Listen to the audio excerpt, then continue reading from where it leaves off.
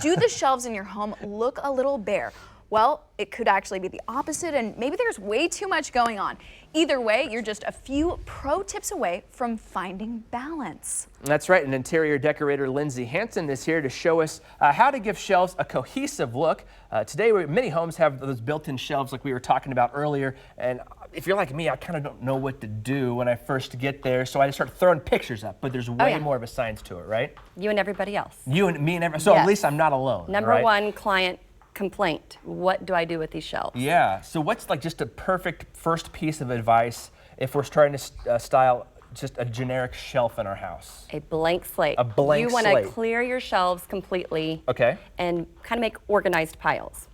So I like to first, after I clear my shelves, find a color palette. That way it keeps you focused, and when you're out shopping and going around your home, a rug can be that color palette, a throw pillow, a piece of art in the room. So this just goes into tying colors again from throughout the room into what we're putting on our shelf. Exactly. So just, I mean, that's a pretty common theme with interior design, right? Sure. I'm slowly starting to learn after doing the show now for a little bit over a year.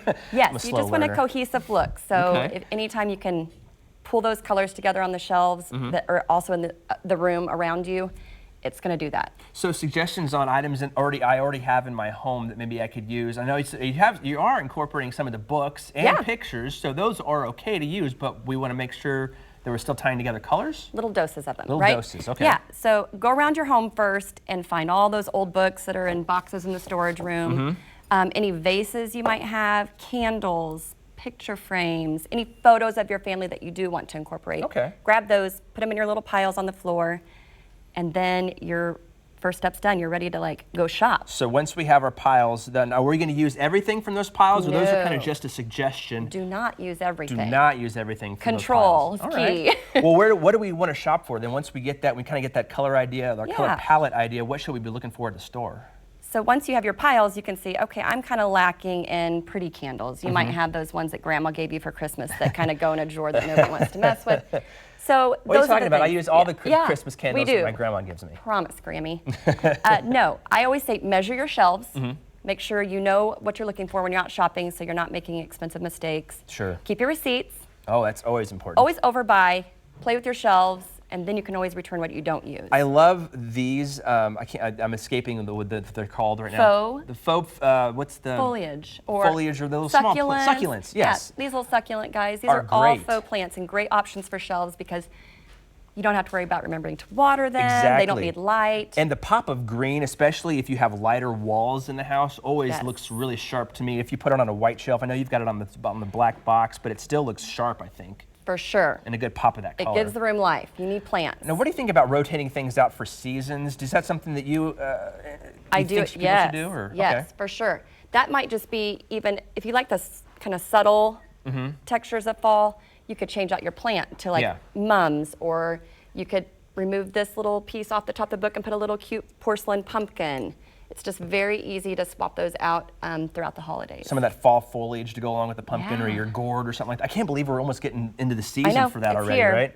Is there any pumpkin spice I can put on my... Yeah, there you go. There you go. We can do the candles for that. And then you talked about when we're out shopping, what we should be looking for. And then what tips or tricks do you have when it comes just to styling? We have our piles made. We've gone to the store to buy what we think we need. When we get home, is there any science to how we start displaying things in the shelves? This is what paralyzes people typically. They're like, oh, okay, now what? Paralyzed right now. Yeah. Here's some examples that you got up here, I think. Yeah. Right? Oh, so these are some clients' homes that I've done. And like I said, the shelves are always the big, scary thing in the room. Oh, I love that in the kitchen. Is that including like some of the spice jars and everything up there, like your sugar, your flour? And stuff that you use.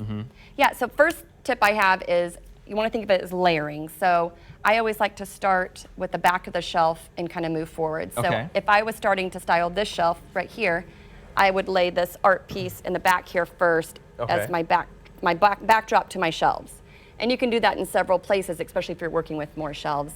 From that point on, I then use books, which thrift store, grandma's basement. You don't have to go spend a lot of money on these. I've never even heard of any of these books. So this is just about how they look, right? And always peek under those little covers to see what the real book looks like, because that's easy to help tie in our color scheme too. Okay, and then next And you use steps? those for lifts and levels, so that creates different heights, Yeah. which you need because that gives the room dimension. And then just kind of finish up by putting either like your accoutrement on here, whether it be your little It's display the here, your old candle, or triangle rule. There Have you you all go. heard this? You want to decorate in a triangle. So your gold elements make a triangle if you look here. So your picture frame, the little dish, I the see. clock creates that triangle. Your plant, and you don't have to be super strict with that, but at least needs to be across from each other to keep the eye moving. All right, well, Lindsey's got the rules for us. We appreciate your time and your triangle tips.